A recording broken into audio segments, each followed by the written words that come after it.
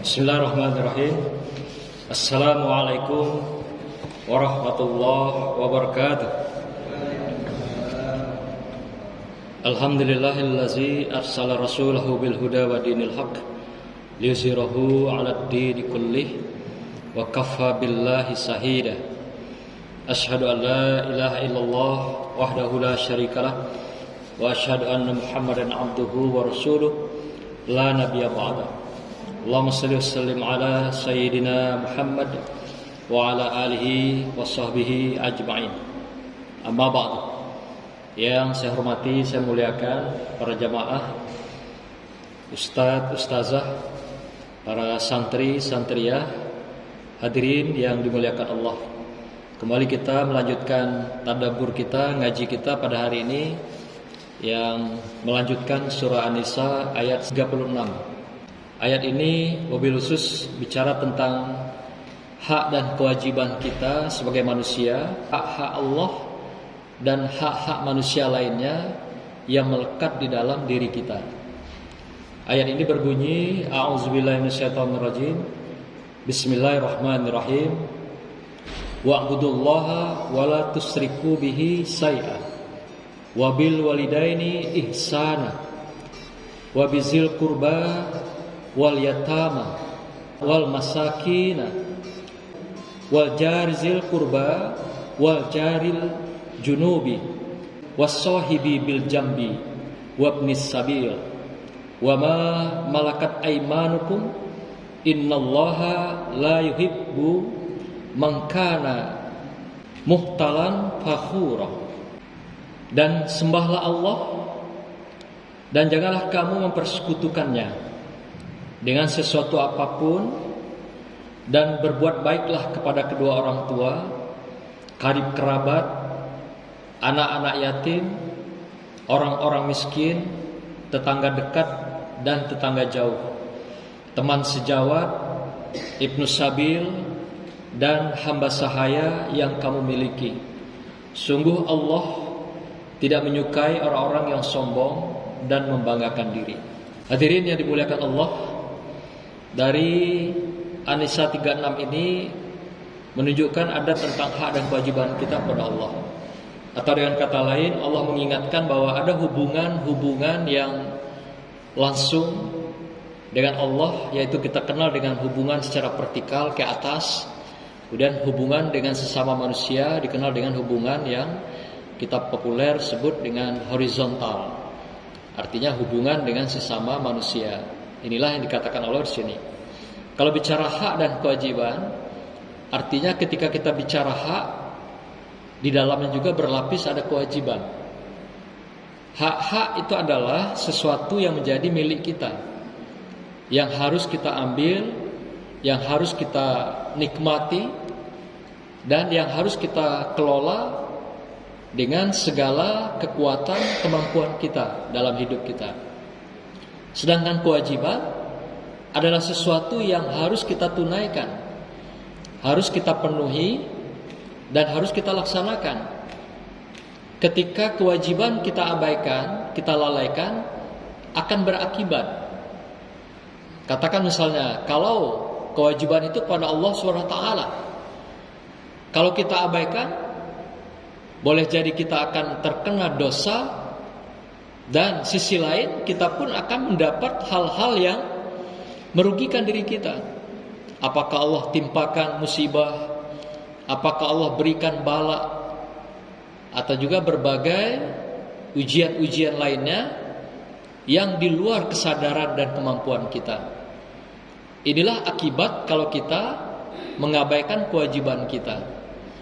Jadi artinya satu sisi kita punya hak dari Allah SWT yang diberikan anugerah dan nikmat yang luar biasa, tetapi sisi lain berlapis juga ada kewajiban yang harus kita tunaikan.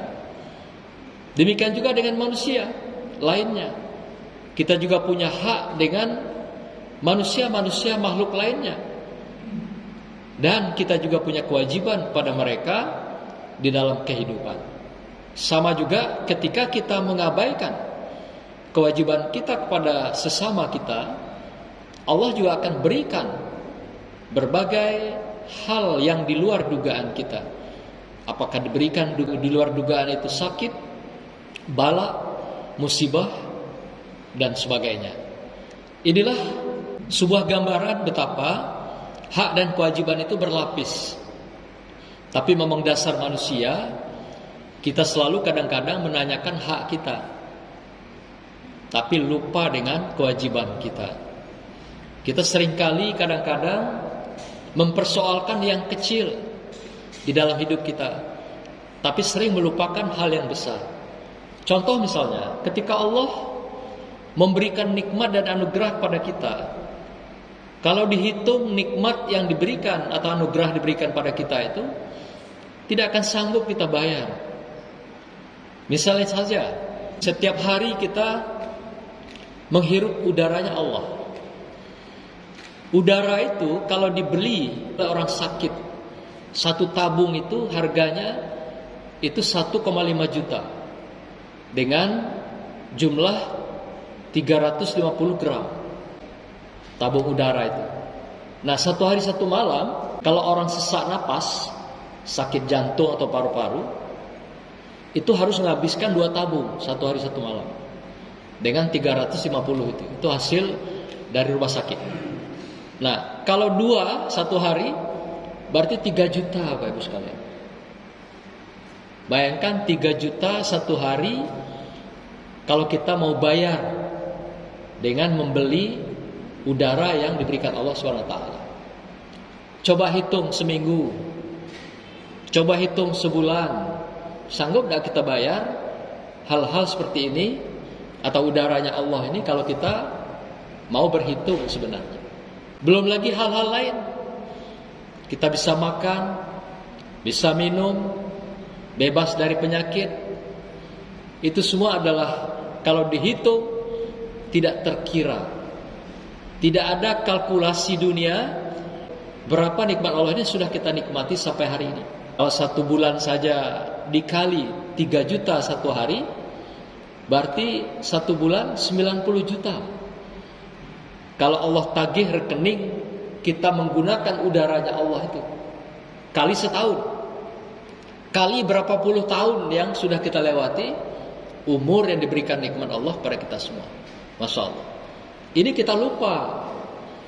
Nikmat yang begitu besar begini kita lupa kadang-kadang.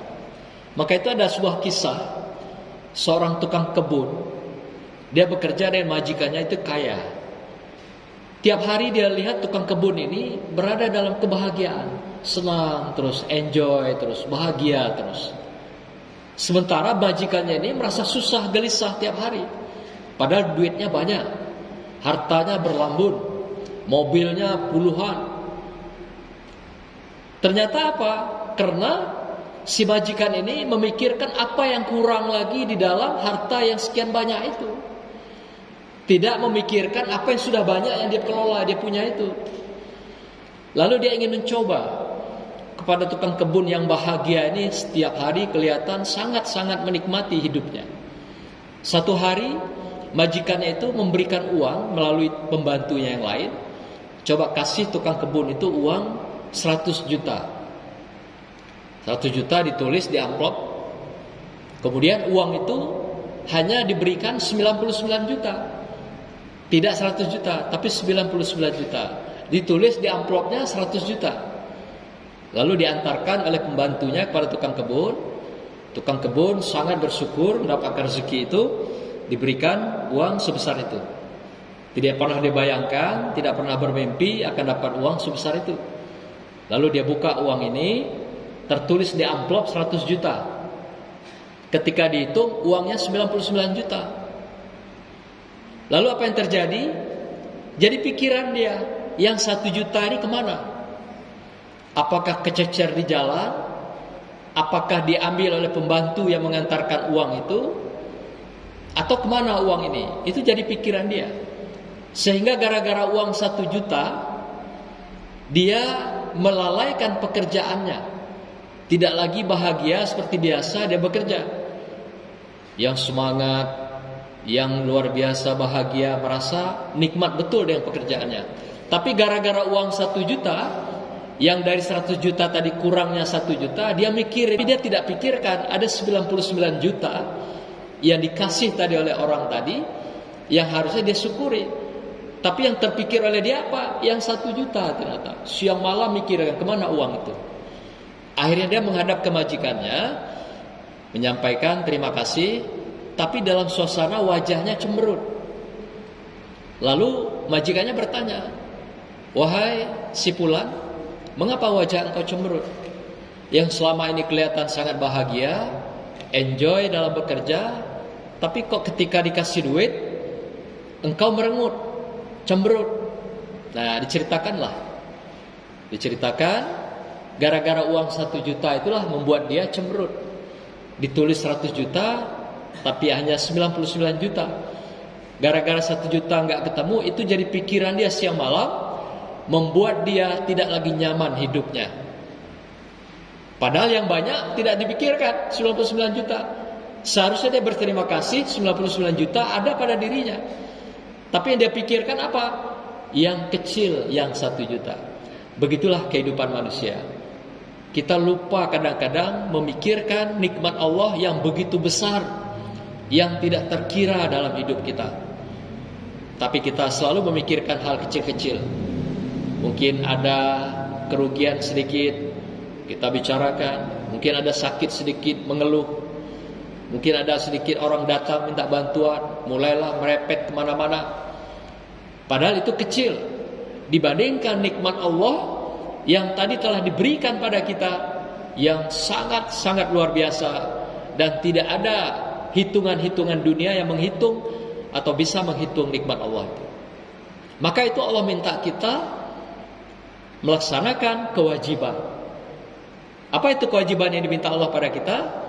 Adalah kita taat beribadah pada Allah SWT. Maka itu ayat ini pertama dikatakan, wa'budullaha wa la tusriku bihi syai'a. Beribadahlah kamu padaku, taatlah kamu kepadaku, dan jangan sekali-kali kamu mempersekutukan aku dengan apapun yang lain. Itu permintaan Allah. Allah itu maha cemburu. Dia tidak mau diduakan, tidak mau cintanya berbagi, tidak mau hatinya berbagi, tidak mau pikirannya berpecah atau terpecah. Allah ingin kita semata-mata hanya pada Allah. Nah, tapi manusia yang tidak bersyukur, tidak mensyukuri nikmat Allah, dia mikirnya juga macam-macam. Meminta pada dukun, meminta pada tukang sihir, memegang mempercayai batu, percaya pada berbagai benda-benda, sehingga pada intinya dia syirik dengan Allah Subhanahu wa taala. Menjadi orang-orang yang musyrik di dalam kehidupan. Nah, maka itu salah satu dosa besar yang tidak diampuni Allah, kecuali dia bertobat betul-betul tidak mengulangi, adalah salah satunya syirik. Itu tertinggi, teratas dosa besar di hadapan Allah Subhanahu wa taala.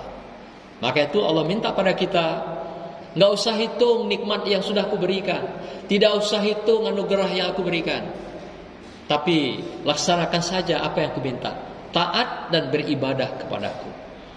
Nah, ibadah ini ada dua. Pertama adalah ibadah mahdhah, yaitu ibadah sifatnya umum, yaitu yang ibadah ini kita dengan Allah SWT, yang dikenal dengan mahdhah, atau ibadah kita pribadi dengan Allah Subhanahu wa ta'ala. Yang kedua adalah ibadah itu namanya ghairu mahdhah. Sedangkan ibadah ghairu mahdhah itu seluruh apapun yang kita lakukan yang baik, yang positif di dunia ini, itu dinamakan ghairu mahdhah, ibadah. Jadi kita misalnya ibu-ibu di rumah ngiling cabai, niatnya untuk bikin masakan yang enak untuk dimakan oleh keluarga, ibadah.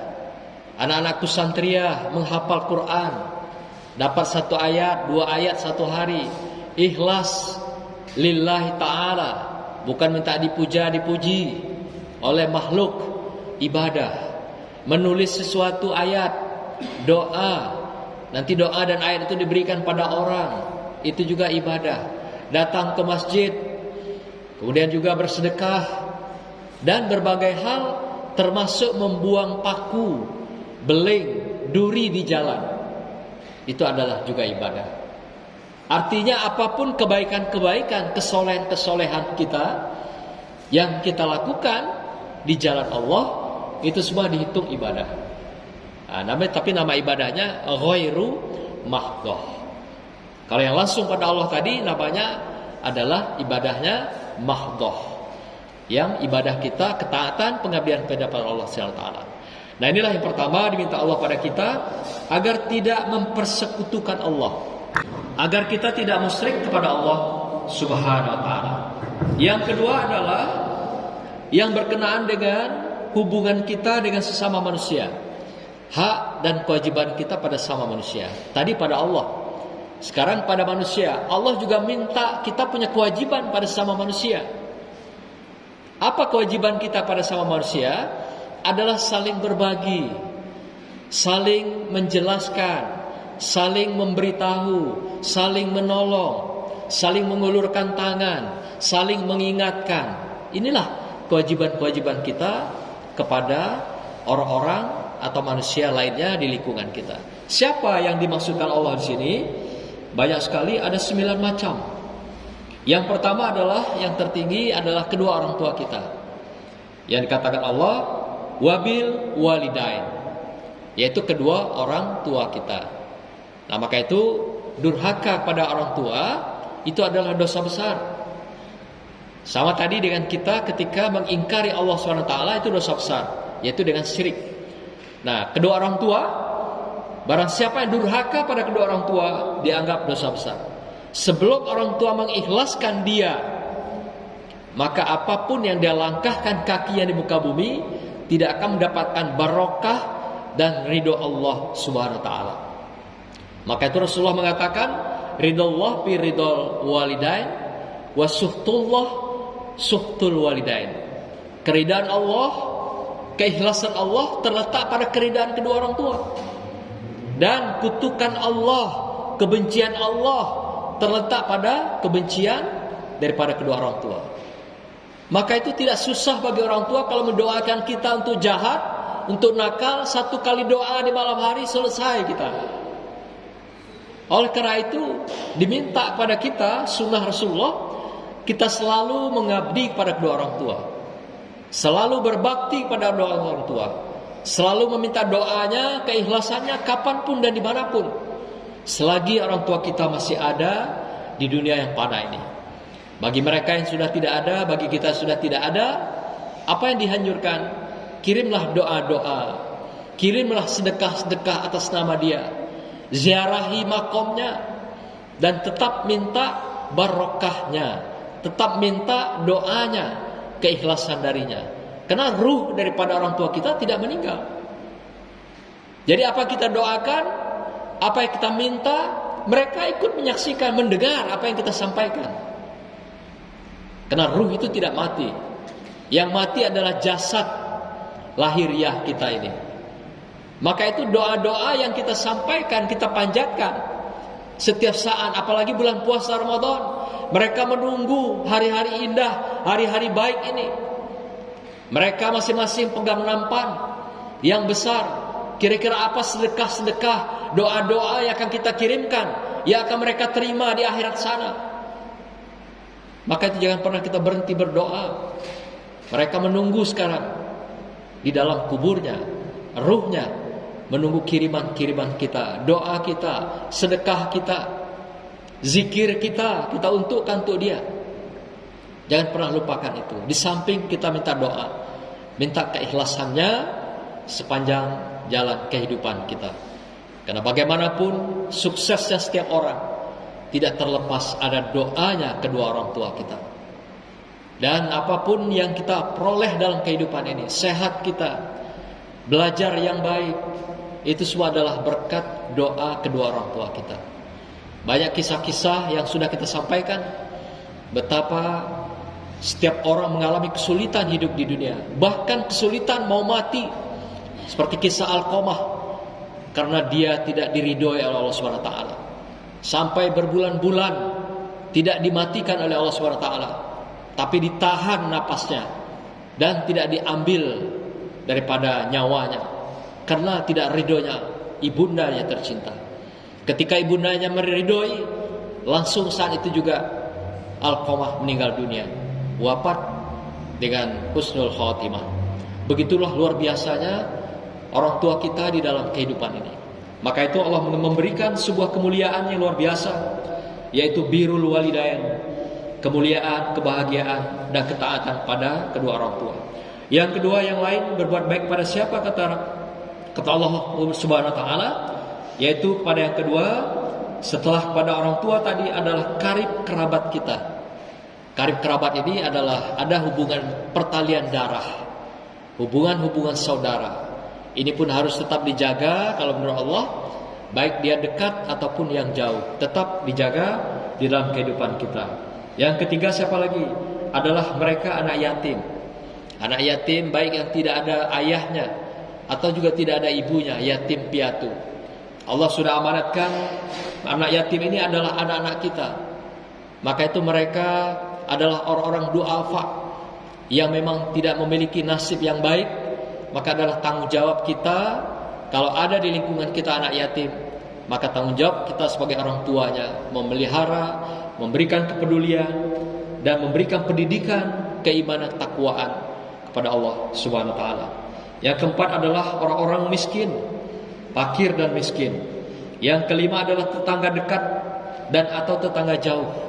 Tetangga dekat adalah saudara kita yang paling dekat. Kalau terjadi apa-apa, musibah, bala, tetangga dekat inilah yang menjadi saudara kita yang paling pertama. Maka itu tetangga dekat ini, maka Allah minta kita melakukan hubungan-hubungan silaturahim yang selalu terjaga. Kalau Rasulullah mengatakan, siapakah tetanggamu? Adalah jiran 40 kiri kanan depan belakang. Itulah tetangga. Artinya kalau 40 rumah kiri kanan depan belakang, berarti sekitar 160 rumah yang ada di sekitar kita, satu RT itu adalah saudara kita yang dikatakan tetangga dekat, dan itu adalah saudara kita yang paling dekat di terdekat atau di lingkungan kita tinggal masing-masing. Yang berikutnya adalah tetangga jauh, yaitu tetangga yang dikatakan tetangga jauh ini di luar dari lingkungan tempat tinggal kita, tapi kita punya hubungan kekerabatan, apakah pertemanan dan sebagainya.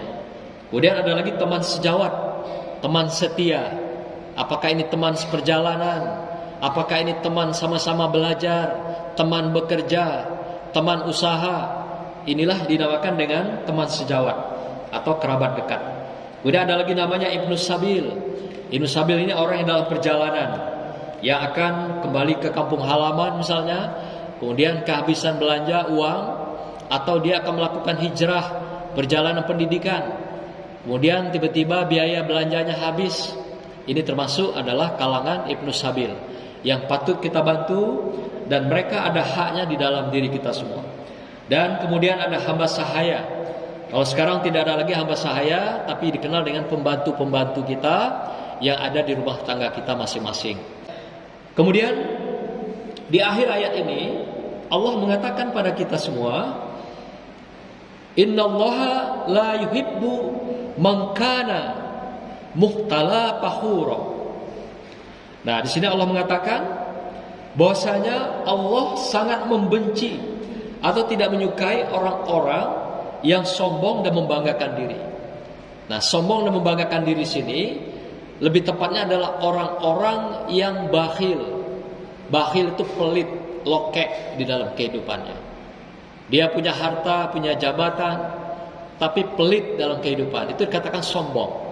Tidak peduli dengan lingkungan, tidak peduli dengan tetangga, tidak peduli dengan sahabat, saudara, kerabat. Inilah dikatakan orang-orang yang sombong, orang-orang yang pelit, orang-orang yang bakhil di dalam kehidupannya. Dan Allah ingatkan kita, wala tamsi bil ardi marha. Jangan pernah kamu melangkah di bumiku ini dengan keadaan sombong, dengan menengadahkan kepala ke atas, atau menunjukkan kesombongan, keangkuhan, kehebatan di hadapan manusia lainnya. Maka itu kata Allah, apabila kita yang diwajibkan mengeluarkan kewajiban-kewajiban ini pada hak orang lain atas 9 golongan tadi, tapi kita tidak kita lakukan, Allah akan ambil secara paksa rezeki yang diberikan Allah pada kita semuanya.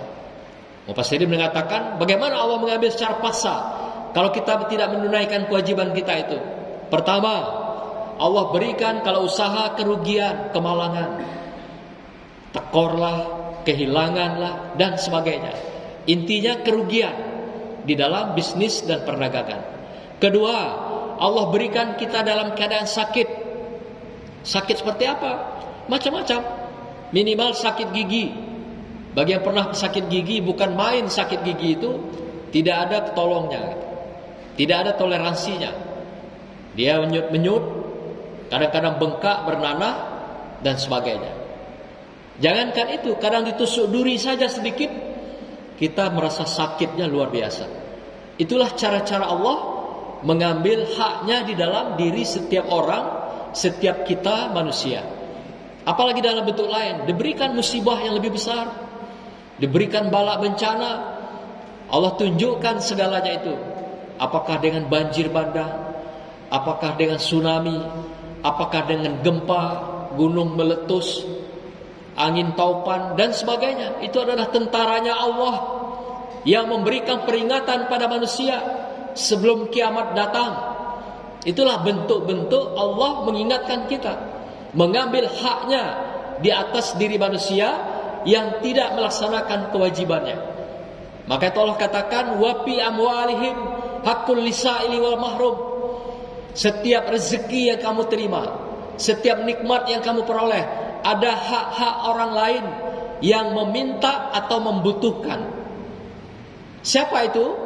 Yaitu tadi sudah disebutkan, ada 9 macam. Dan apabila itu tidak dikeluarkan, dan sesungguhnya itu adalah hak Allah yang dititipkan pada orang-orang yang meminta dan yang membutuhkan. Apabila tidak kita keluarkan, Allah akan rampas hak-hak kita itu secara paksa dalam kehidupan.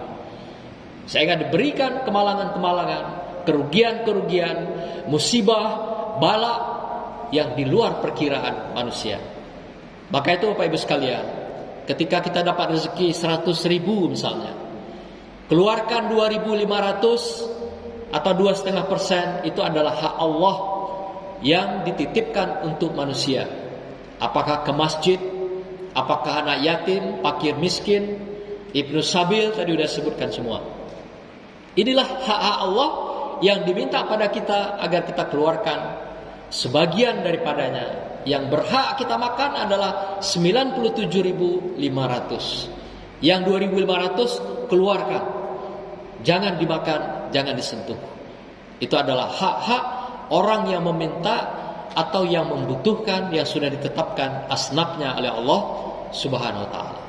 Bapak Ibu sekalian, demikianlah tadabbur kita, ngaji kita pada siang hari ini, surah An-Nisa ayat 36. Semoga Allah berkahi kita, Allah tetapkan kita dalam keimanan dan takwaan pada Allah, sehingga Ramadan ini dapat kita selesaikan dengan indah.